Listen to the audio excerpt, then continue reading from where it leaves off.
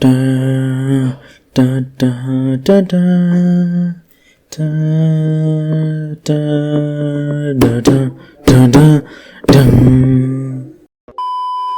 Welcome back. So today we are talking about the most hyped movie of the year, as if you haven't already seen thumbnail and the title of the video already. Omicron No Way Vaccine. What the Spider-Man No Way Home. I know I'm uploading this video very late and I should have uploaded it at the time of release, but as much damned as I am, I'm no jobless guy like you. I have stuff to do. I am busy. It takes time in editing. I'm always doing these college assignments.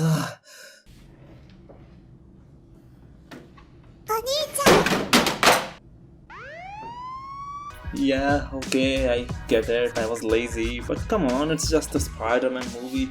I don't think it's something like Avengers Endgame or something like that.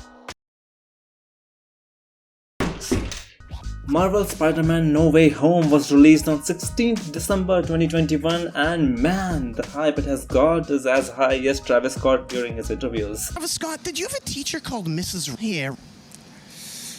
Whoa. My Spanish teacher? Is it from high school? Yeah.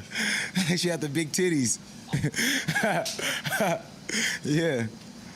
Is that her? Well, I woke up this morning from a reoccurring dream.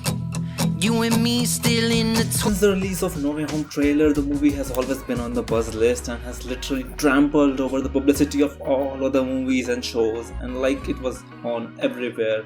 Like on social media, you open Instagram, you open YouTube, everywhere everyone is speculating what's going to happen, what's not going to happen, who is in the movie. Shut up, bro! There was a constant discussion of inclusion of different studio movies, whether Tobey Maguire and Andrew Garfield will be in the movie or not, and the classic memes.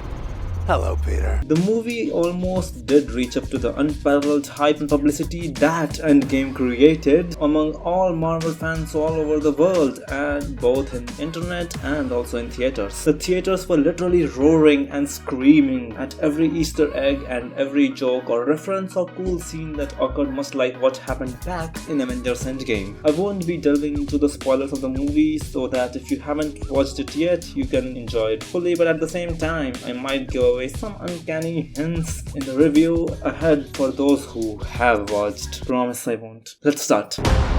I won't be lying if I said this was the best live-action Spider-Man movie among all the movies made so far, and has really stepped up to the pedestal of Spider-Man movie, which upcoming movies will have a hard time to reach up to. However, as much creative of a director Kevin Feige is, I don't think he'll really be struggling that much to live up to this in the subsequent sequels. However, the crossovers and cameos of characters from Tobey's and Andrew's Spider-Man movies is something truly classic and unique to this part, and hence it will always be one of the most special Spider-Man movies ever. Let us start over with the underwhelming aspects of the movie. Number 1. Lighting. I would say that for a moment I thought I was literally watching a DC movie, because the lighting is so freaking dark. For once I thought the projector was wrecked and that's why I can't see shit, but then when I surfed the internet about this, I came to realize that no, the brightness of the movie is actually low and it's not my projector guy. The scenes were really dimly lit, which kind of made certain scenes and action sequences dull, as contrast to the conventional, colorfully bright Marvel scenes, and at some points it was really hard to even make out which character is there on screen and which one is being referred to. Number 2.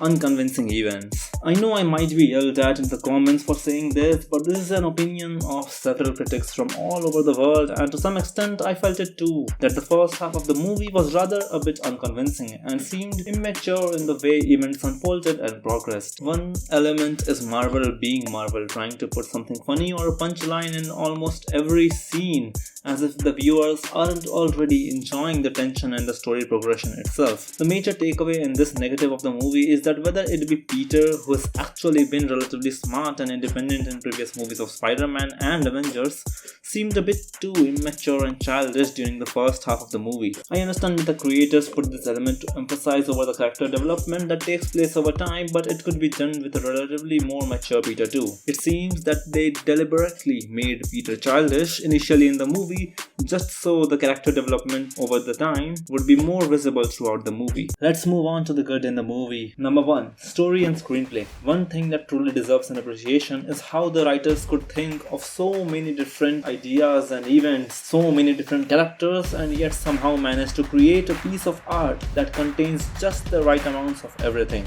Even though the movie is handling so many things at a time, it does so beautifully, and not once does the story feel to move too fast or too slow. Thus, events are sequentially played just the right places, and never does it feel that the content of the movie is too stuffed or overwhelming that it becomes hard to keep track of different elements. It unifies so many different elements and events without wasting time or skipping things, and yet creates a beautiful story out of it within 2 or 3 hours. Number 2. Fight scenes. If we just ignore the low brightness of the scenes, then I can really say that the action sequences of the movie are truly amazingly choreographed. And it's not a new thing that Marvel is actually masterfully making a fight scene, because it has done so in the previous movies also and has excelled in them. The entire sequences of Spidey's strange encounter in the mirror dimension, Doc Ock's fight, or the final fight with the villains is so amazing that it really makes you awe in reflection of how smoothly and amazingly the makers of the movie accommodate so many characters in the scenes without making it seem overstuffed. The choreography of the action sequences is extremely convincing, along with the movements of scenes being so beautifully done that it really does captivate the viewer. Number 3. Characters. The characters and the acting in the movie is amazing. The way Peter Parker is played by Tom and come on, man. Everyone knows by this time. Don't act like you don't know. All 3 were there. Promise I won't.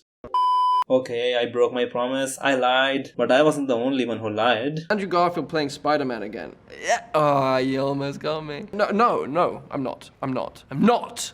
But yes, all the 3 actors did an amazing job in portraying Spider-Man in their own way, having a specific nuance of their respective Spider-Man, but still maintaining a sort of similarity between the 3 Peter Parkers and how they are so much similar and yet so beautifully unique. The villains were amazing too, whether it be Doc Octavius, played by Alfred Molina, Electro by Jamie Foxx, or others. I feel that the best work was done by William Dafoe in capturing the character of Green Goblin. The dual personality, the madness, and the instability of the character was so well performed by the actor that for a moment it really reminded me of Joaquin Phoenix playing the Joker. Tom Holland's Peter Parker is the character which stands out with amazing character development. The tragic and surprising events that occur throughout the movie actually result in making him the true Spider-Man, which he wasn't able to become until now. By the end of the movie, it seems that he truly understands the concept of with great power comes great responsibility, which probably is the defining signature line behind any Spider-Man character. The evolution of a young, somewhat fearless man to a more mature, responsible, and sacrificing hero that appreciates how large the world is, but at the same time values people closest to him like MJ or Ned is beautifully and powerfully exhibited, yet a sad transition which makes the cinematic experience amazing. And man, I love Doctor Strange, even if his screen time wasn't a lot, but damn, that guy can just kick Spidey's ass like damn. Marvel's Spider-Man No Way Home was like a deciding movie of how the subsequent future of the Spider-Man will be, and it was like a stepping stone for the 3rd generation of the Marvel movies. So that was the video, guys. If you have liked the video, don't forget to smash that like button and comment down below what you truly felt about one of the greatest Spider-Man movies ever, I guess. And if you haven't subscribed to the channel already, why haven't you? Just press that red button and smash that notification icon so you never miss an update. And as always, thanks for watching. Hello, Dr. Strange? Sir? I think we are beyond you calling me sir. Okay then, Benedict? What do you want, Peter? Male spider's ability to hypnotize females. Be careful what you wish for, Parker.